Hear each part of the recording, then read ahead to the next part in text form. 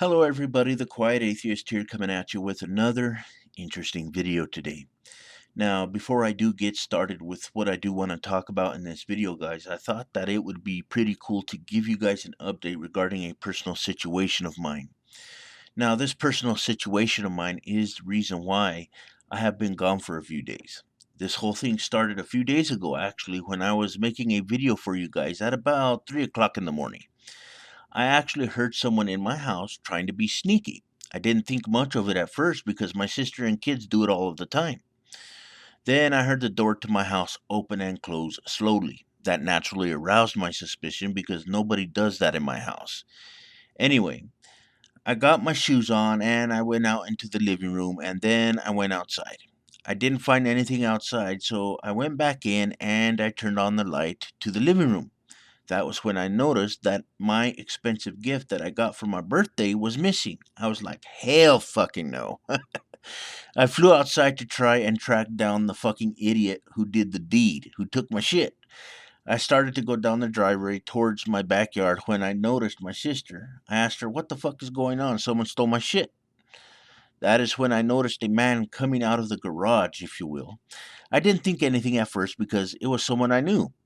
Anyway, I went back to the front of my house, and that was when I heard my sister telling this idiot off. She told me that he was the one that stole my shit and that she found it in some bushes on the side of the house. I saw him going into an alley, so I went after him because I was going to fuck this dude up, man. I was so fucking pissed off, guys. I lost him in the alley because it was in the middle of the night and it was too dark to see. I knew that he was hiding in the area, so I yelled out loud. I told him, if I catch you on my property again, I will make sure that you will be eating food through a straw for the rest of your life. Plain and simple, guys. I was pissed. I was wanting to fight. That affected me big time, and I was so fucking angry, guys. That is why I haven't been making any videos at all. I just wanted to let you guys know about what happened, basically. Now, anyway, let's get to the subject that I am going to be talking about in this video.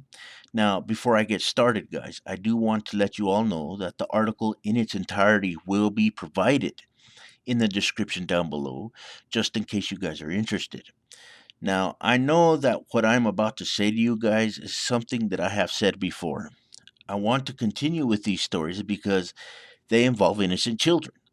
I am sick and tired of the influence that Christianity has on children. This is something that makes me physically sick. Now, to shed a little bit of light on this subject, I am going to share this information with you guys and let me know what all of you are thinking in the comment section down below, and I thank you all in advance for doing so. The highlight of the whole story is about an 8-year-old boy who somehow gained the strength to free his father from being crushed by a car. I'm sure that you guys have heard of stories like this. Anyway, it happened last summer while Stephen Parker and his sons JT and 17-year-old Mason were working on a Toyota Prius at their home in Sugar City, Idaho. According to EastIdahoNews.com, Mason had gone inside after cutting his hand, and when Stephen went to adjust an axle, the car collapsed on him. JT, the 8-year-old boy, was the only one around who could hear him. I yelled to JT on the other side of the car, jack it up quick, jack it up quick. Stefan recalled. I couldn't move at all. I was totally trapped, and then I passed out. It was all in his hands, and I thought, this is it. There's no way he can jack up this car because it took my 17-year-old son and I both to jack it up the first time. But that wasn't going to stop JT from trying. After adjusting the car jack, JT began jumping up and down on the jack's handle, and even though he only weighs 50 pounds, the car began to slowly rise off of his father. After jacking the car up, JT ran to get Mason, who called 911. In the 911 call recording, Mason can be heard telling his father that he needs to keep breathing. I know it hurts, but you gotta do it, Mason urges. Breathe, breathe, breathe. I can't, his father responds. Stephen Parker was in critical condition when a helicopter flew him to Eastern Idaho Regional Medical Center. He had 13 broken ribs, but no internal damage. Once they had returned from the hospital, Stephen asked JT, the 8-year-old boy, to try and jack up the car once more. But the boy didn't have the superhuman strength anymore to do it. Now, the 8-year-old Idaho boy is being honored for his Herculean efforts. Last week, the American Red Cross of Greater Idaho presented JT with one of its 11 East Idaho Real Heroes Awards for 2017. CNN then asked how he somehow gained the strength to free his father from being crushed by a car. Little JT Parker has a ready answer: angels. This whole thing is a miracle. There's no other way to describe it, said the boy's mother, Jody Parker. There's no way that little boy could have done that. I just felt that it was a responsibility we now have to tell people that miracles still exist. Now, do you guys see why I'm so angry with this story? They pretty much gave all of the credit to some imaginary characters that have no evidence of existence. According to the story, the boy was completely worthless. It was the angels that did all of the work. It was the angels that lifted that car off of the man. This shows us that Christianity manipulates people into thinking that they are worthless and helpless without this cosmic assistance, if you will. That is one of the things that pisses me off the most. Now, before I go, I want to get into some real science here regarding what the 8-year-old boy did.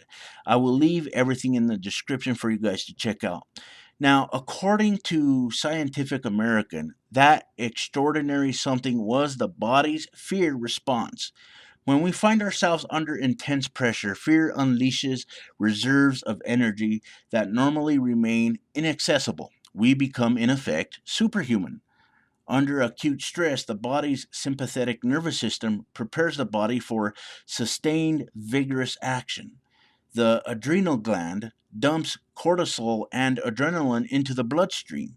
Blood pressure surges and the heart races, delivering oxygen and energy to the muscles. It's the biological equivalent of opening the throttle of an engine. So, yeah, guys, no fairy tales like Jesus or angels belong here, just facts, and that is all that matters as far as I'm concerned. It is time that we give ourselves the credit that we actually deserve, and that is all I have to say about this.